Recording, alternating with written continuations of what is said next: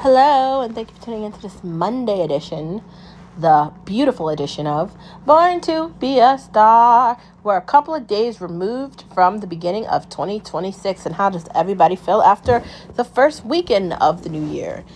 I sang at church on Sunday and gave my Christmas music back and had a great time and meal prepped on Sunday and made the viral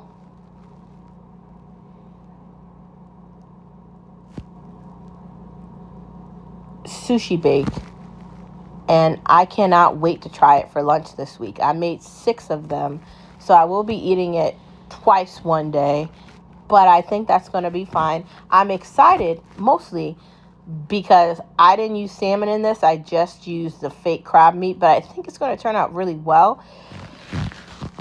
We're going to see what happens. I started meal prepping again because my nutritionist told me that it's probably better for me to make my own food than ordering it out all the time. For like 2 or 3 years, I've been just ordering everything and I haven't been making anything really from scratch. So I started doing that again. This is the first time I have done a meal prep in like 2 years. And I'm very excited about it because I haven't cooked in the kitchen or really done anything like it in a while. So I'm glad to get back in there. I have all these utensils and all this shit.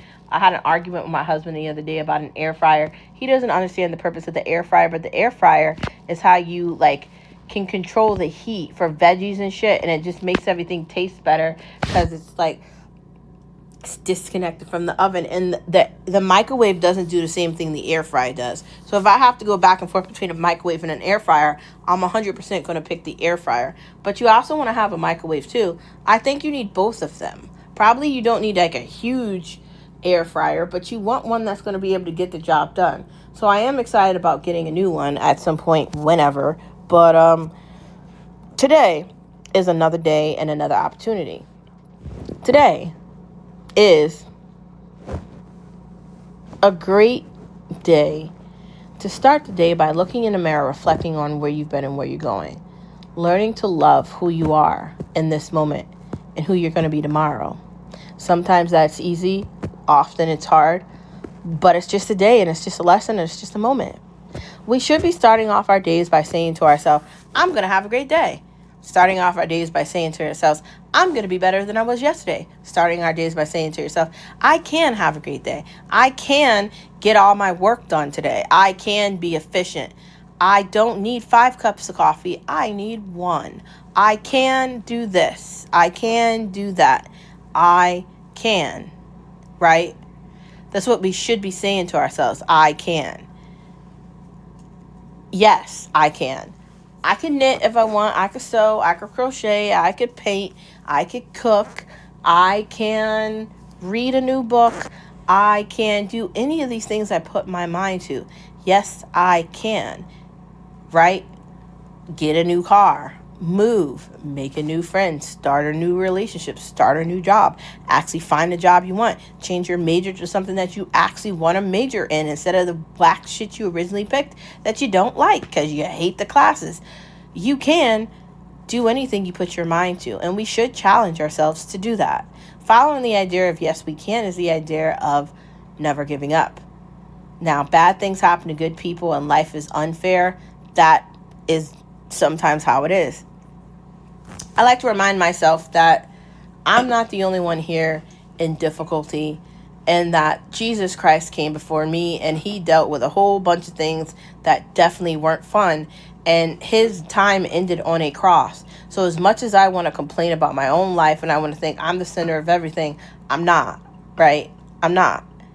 Whatever I'm experiencing in the moment, I'm experiencing it in. It might not be great. It might be horrible. It might be bad. It might be just devastating, right? Hearing something that completely takes your breath away and consumes your soul entirely in a moment. And I'm not saying that that's not the case, but here's what I am saying. Just because those things are happening doesn't mean I get to fall into the darkness with it. I have to find a way to be strong and persevere through that difficulty. We all do together. It is up to us to hold each other along in this line of life, in this gray that we live in. We are all the same yet different at the same time. Gray. We are all in the gray. There are doctors and nurses and EMTs and police officers and firefighters and Army Reserve, National Guard, Marines, Air Force, and the Navy, and so many countless others that sacrifice everything to protect us every day, every minute, every hour, every moment in ways we cannot imagine. So when I think that I can't do something, I remember them. When I think I can't move forward, I remember Jesus. When I think I don't know how I'm going to do this, I remember that I've done things before and I've gotten through hell already. So there's no way I can't get through whatever is next. I've lowered my expectations. Maybe you can try that too. The moment we are born, we are dying. That doesn't mean we give up because we're not going to live forever. Maybe we'll find eternity. Maybe we'll figure out how to live forever. Maybe we will. It is 2026 at this point. That's probably going to happen soon. Some smart kid is going to figure out teleportation, right? And then we're going to figure out how to go back in time and find the fountain of youth and we're never going to die. I see that happening. It's a possibility. But we still got to fight and persevere through these moments down and recognize that we are worth fighting for each other. That's the idea of never giving up. Following the idea of never giving up is the idea of why not today, because procrastination and indecisiveness is nobody's friend. When you wait too long to make a decision, you get stuck in it, and then it might not get done. Pushing off today for tomorrow, pretending like you can buy time, control it, and stop it is idiotic, because you can't. We only have the ability to control the time that we have available. If you do not prioritize your life, if you don't schedule things, if you don't get shit done, it never will. I schedule a whole bunch of things. My hair, my nails, when I'm going to the grocery store, when I'm going to do this, when I'm going to do that. I plan days when I'm going to order shit from Amazon. If I need to restock on something, am I going to go to BJ's or Sam Club this week to get the shit that I need to stock up the pantry with? Like that type of stuff. I plan out the doctor's appointments. I plan out when we're bringing Benny to this or that, or when's he going to get his shots, or when is he going to get it back. I like to plan things out. I like to do things accordingly. I like to be 5 to 20 steps ahead of anything happening, because life can slap you in the face. You never know when something is going to go wrong. And in that moment when it goes wrong, we need to be prepared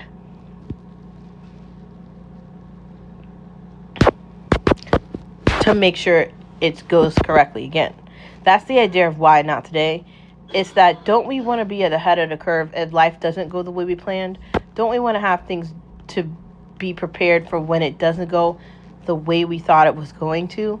That's the idea of why not today. Quiet Place 5 and Invasion of the Body Snatchers is just a reminder that at any point the aliens can decide they want to eat us entirely, and don't we want to get everything done before, this planet is just completely consumed by aliens?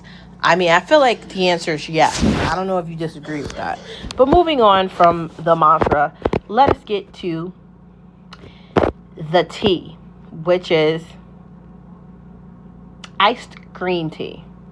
Sipping the tea, sipping the tea, sipping the tea for you and me, sipping the tea.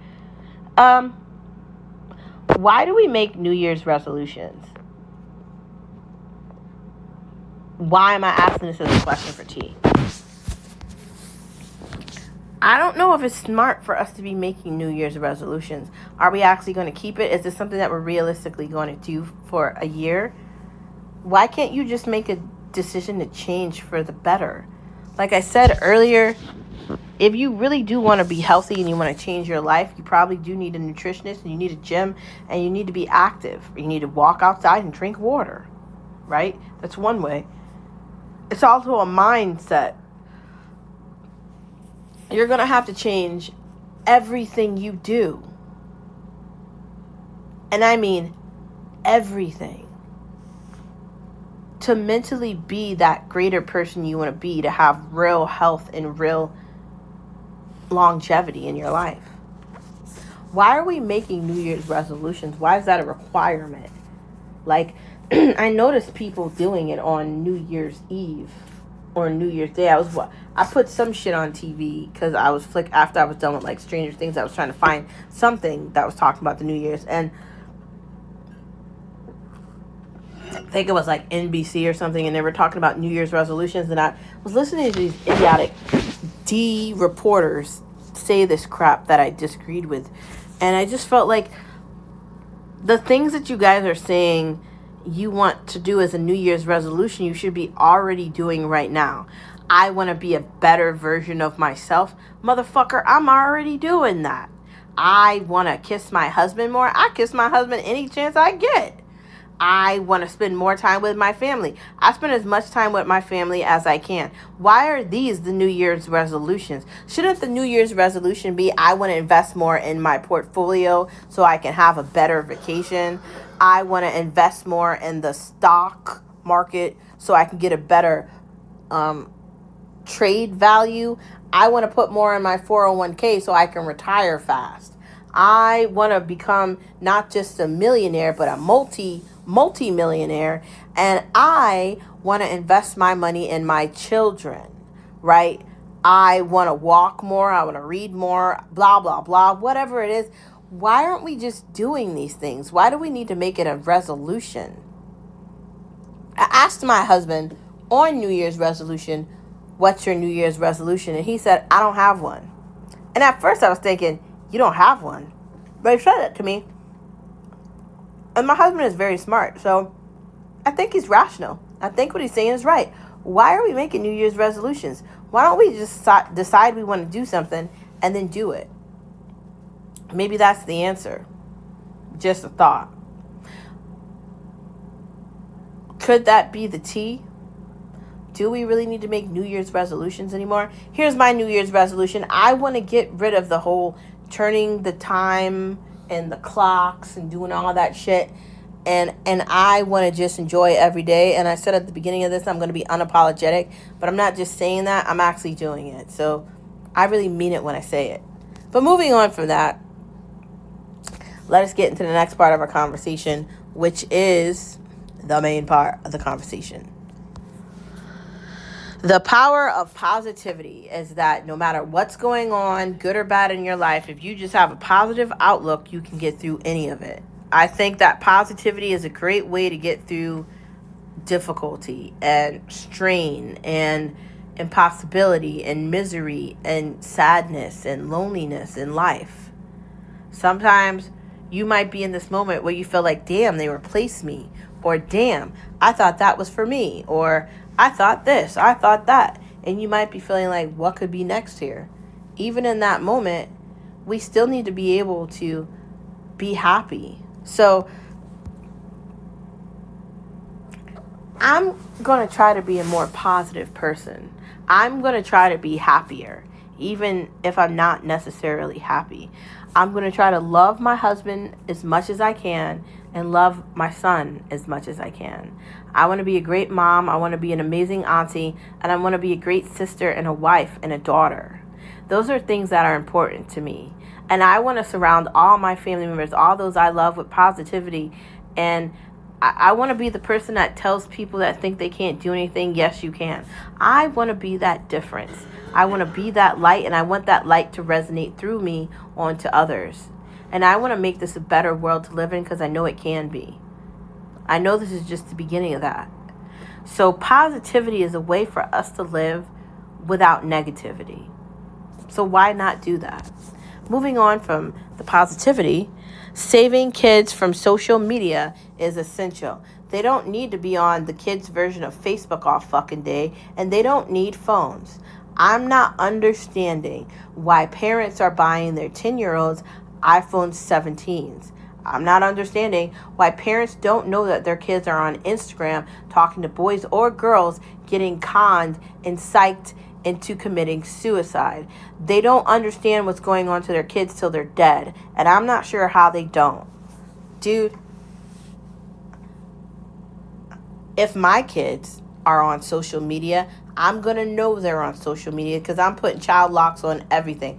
I don't give a fuck what they're talking about. If you want to do adult things, and you can be an adult doing it. And when your ass turns 18 and you on campus at college, do whatever the fuck you want. But just remember the rules, and remember, if you get kicked out of college, I'm not coming to bail your ass out. That is what it is. These kids need parents, and the parents need to do parenting. And the parenting isn't just giving them a fucking device because you don't want to deal with them. That's not parenting. Give them a book, right? Let them do some I don't know, math. Give them like a dictionary and see how far they can get through the dictionary with learning terminologies and words, right? Why don't you challenge your children to see how smart they can be and push them so they can get into honors classes and then advanced placement by the time they're in high school? So when they are getting ready or prepared to go to college, they're already at college level before they get there. Once you get to high school, by the time you're in sophomore or junior year, you should already be in advanced placement. You should be in honors English. You should be in honors biology or chemistry. You should be in the highest level of the math. And by the time you're in your junior and your senior year, you should already be in the advanced placement classes. When I was a junior and senior in high school, I was in advanced placement and high honors in all of my classes. None of my classes were regular classes. I was in algebra 3 or whatever, some high-ass algebra class, and it was an honors class. And I was in an AP English class. I had an AP science class, which I aced. And every class that I had when I was in high school was AP. There wasn't one class that I had outside of fucking gym or art that was an AP. And even an art class I had was an advanced art class because I had passed the other one before it. I'm not understanding how these kids are on these social media websites and their parents don't know what the fuck they're doing. And they're on their Wi-Fi, they're on their service, they're on their phone lines, and they have no idea what they're doing. You should be able to see what your kids are doing. You should know exactly what the fuck is going on. And the idea that you don't means you're not parenting, you're not listening, and you're not paying attention. Now, in some ways, we need to hold these kids responsible, because how the fuck do they get into this? And in other ways, the most important part is we need to hold these parents responsible. How are you parenting? They're kids. You're their parent. They can't have access to the same shit you have access to. And why don't you put your fucking phone down and pay them attention? How about that? What's wrong with that? Why aren't we doing that? We want to spend all this time focusing on our phones and our feelings, and we want to go on TikTok, and then you don't think your kid's going on TikTok. Your kid is basically going to act the same way that you act with them. That's what you're going to get back. So read a book, get a Kindle, do things that are maybe more quieter and help your kids to save them. We need to get them off of social media. They need to go outside more. They need to understand nature. They need to be able to comprehend and talk to each other. And we have to save these younger children. Because if we don't do that, they are going to be lost. And that's a fucking shame. It's our responsibility to save them from Facebook and TikTok and Twitter.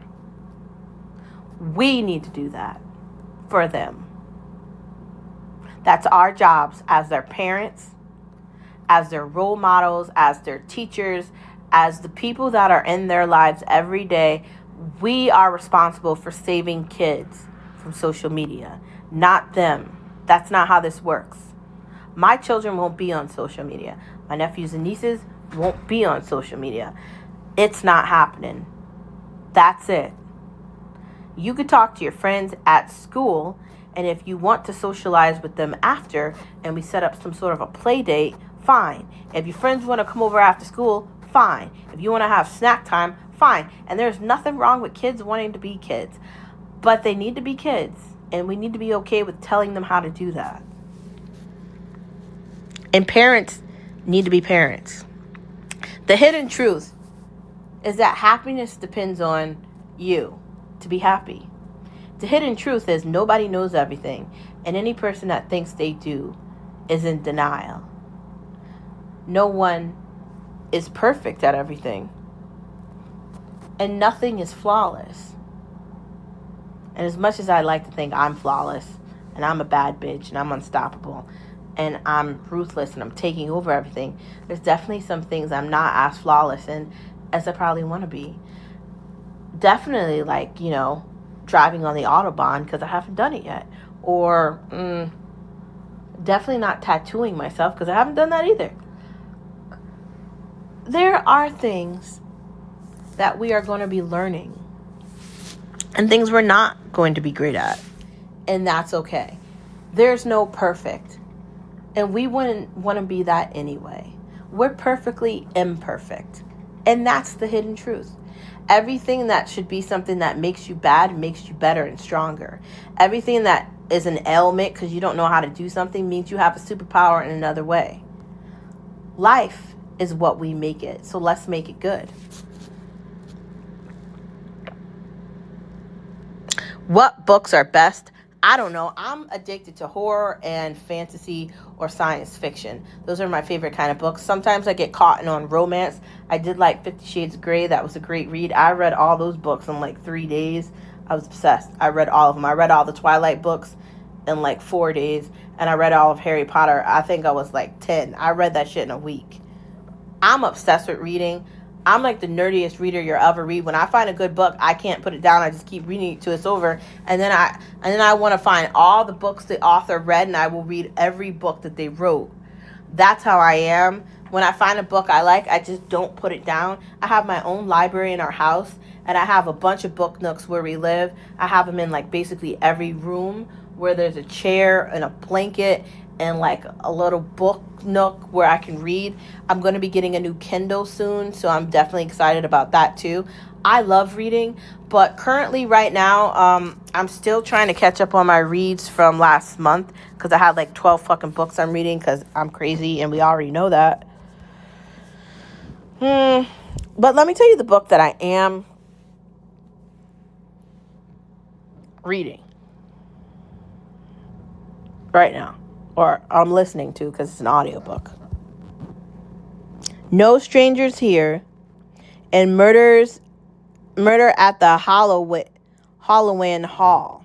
Doesn't that sound good? Also, The Lies You Wrote, pretty decent. And Things We Ride from the Light. So I'm basically reading 4 books, and I'm crazy, but don't judge me, love me, and I'll get through them one book at a time. Most of them are Audible, so I don't have to read it, but some of them are for me to read. So I'm in like 5 book clubs, so I have to read 5 books a month. And then I'm crazy and I have my own books I want to read from the authors I like outside of that. So I basically read 6 books a month between audiobooks and Kindle and like books themselves. So I spread it. Sometimes I go back and forth between my Stephen King collection or like if I want to do like Harry Potter, because I have all the Harry Potter books. I'm a total Harry Potter nerd. And I have every book, and I got the special signed edition of that. So the books really mean something to me, and I want to take great care of them. Because at some point when I have kids, I want them to read those books. They can't have them, but they can read them, and I'll buy them their own collection. Hopefully they like Harry Potter like I do. But outside of that, I think those are great books to be reading right now. A red refresh. So I got my hair done on Saturday, and it is absolutely glowing. I absolutely love being a redhead. Before this, I had blonde highlights, and I liked it. And before that, I went on this blonde rampage with Kyle, and I let him do whatever he wanted to my hair, and he basically destroyed it till there was nothing left. And then I had to go through this thing where I had to get my hair braided to grow it back. And Saturday when I was at the hairdresser, Nella, Rena's sister, was giving me a wash, and she put all the dye on my hair. And she was telling me that when you get braids or twists, it pulls your hair. So it's bad for your baby hair. And I had never known that. We're going to talk about that in a minute. But I definitely think that this refresh that I just got is great. I love the red color. It really brings out the freckles in my nose and shit. And it really makes me look more Irish than anything else. And I'm really liking it. And I'm really feeling it. I think it's bringing me closer to my Irish heritage and to Dublin. And I'm really feeling it. I think it looks more natural on me than anything else. It looks like it's like my actual hair color, which is why I like it the most, because it doesn't look like it's a dye. It looks like it's my actual hair. So I think I'm going to be sticking with red forever. I don't know what's going to be after red, maybe black, but I think I'm just going to stick with red because I don't want to dye my hair black. But Nella did say that braids strain your hair, and I had never known that. She said that it's bad because like when you sleep on it or once it's done, it's straining your hair. So it's pulling at your like hair follicles, and it's not good for you. So I think I'm going to stay away from braids for a while. Not that it's not good to have options, but maybe not that one. Being you, because what else are you going to be? Somebody else? when you're being who you are, that's not a bad thing. We need to do a better job of loving ourselves and being who we really are. And that's what this year is for, being you. I think you are amazing. I think you are incredible. And I think you are a showstopper and what the world needs to be a better world to live in. You are going to change the world. You are unstoppable. You are the best version of everything. And nothing can stop you, because nothing will ever stop you, because you are unstoppable. You are her and him and they and them and everything all at once. If you believe in yourself, then nothing can stop you. That's the kind of mindset we should be living through. Moving on from the you, let's get into BritBox. Let's get into all the things British that I want to watch soon, because you know I like British things. I want to get me a flat in London, so every day I can leave to go get me some crumpets and tea, and I love tea, so I would have me some, grey tea. I love grey. Grey's like my favorite flavour. Following grey, I do happen to like, I like green tea. Green tea's a fave. I like, Mint Majesty tea from, Starbucks. I like that too. I basically like all tea, but very dark teas are my favorite. So if I do get to live in London, I do want to live next to a tea spot or above one, just so every day I can start my day with a fresh cup of tea. A fresh pot of the best thing to drink ever. But I'm also a coffee drinker. But if I get to choose, I'd rather have tea, honestly. But moving on from, my British lingo, let's talk about telly and watching things. Now, BritBox is through Amazon, so I don't watch BritBox. I do watch BritBox, but it is through Amazon, and I love having access to all the British things.